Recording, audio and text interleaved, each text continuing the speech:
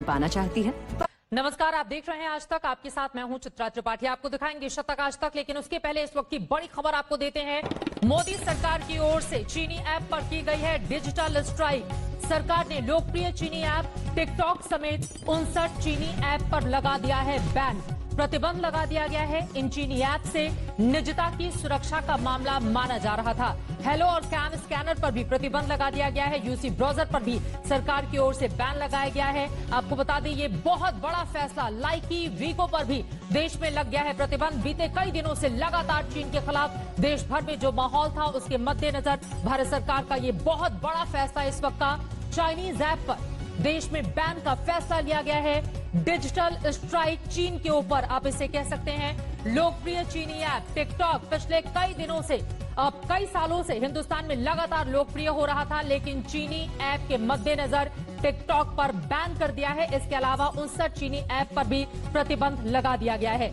हिमांशु मिश्रा हमारे संवाददाता जुड़ चुके हैं ज्यादा जानकारी के साथ। हिमांशु, पहले से ही इस तरह की उम्मीद की जा रही थी कि सरकार कोई बड़ा डिजिटल स्ट्राइक चीन के मद्देनजर कर सकती है, और आज ये बड़ा फैसला। देखिए, बिल्कुल चित्रा की बहुत बड़ा फैसला सरकार का है, और सरकार ने चाइनीज की जो 59 ऐप है उन सबको बंद कर दिया, और टिकटॉक से लेके तमाम जो इस तरीके की ऐप्स थी उनको बंद किया है। और साथ ही साथ कई जो चाइनीज कंपनियों के मोबाइल हैं उनकी वीडियो कॉलिंग को भी बंद करने का फैसला ले रही है सरकार। तो सबसे बड़ी बात यह है कि चाइना को 3 स्तर पर सरकार जो है वो चुनौती दे रही है। एक, उनको ग्राउंड के ऊपर जिस तरीके से गलवान घाटी के अंदर चुनौती दी जा रही है। दूसरा, डिप्लोमेटिक स्तर पर चाइना को किस तरीके से घेरा जा रहा है। और तीसरा, आर्थिक स्तर पर भारत सरकार की कोशिश है चाइना को घेरा जाए, क्योंकि इलेक्ट्रॉनिक्स मार्केट जो चाइना की है उसका बहुत बड़ा बाजार अगर हम देखें तो भारत है। और अगर भारत में इस तरीके से लगातार बैन होते रहे तो चाइना के लिए कह सकते हैं कि आर्थिक प्रतिबंध जो है वो भारत के द्वारा लगाया जा रहा है। और ये बात चाइना को समझ भी धीरे धीरे आने लगी है अगर हम देखें। हिमांशु, इसके साथ एक महत्वपूर्ण बात यह है, दरअसल देश की सुरक्षा को लेकर जोखिम था। जिस तरह के चाइनीज ऐप हैं, हमारी जितने भी महत्वपूर्ण डेटा थे वो चीन जा रहे थे, जिसके मद्देनजर इस तरह से बड़ा बैन लगा दिया भारत सरकार ने। देखिए, बिल्कुल ये डाटा तो जरूर चीन जा रहे थे, और इन ऐप के जरिए चाइना को एक बहुत बड़ा, ये कह सकते हैं कि आर्थिक फायदा भी हो रहा था।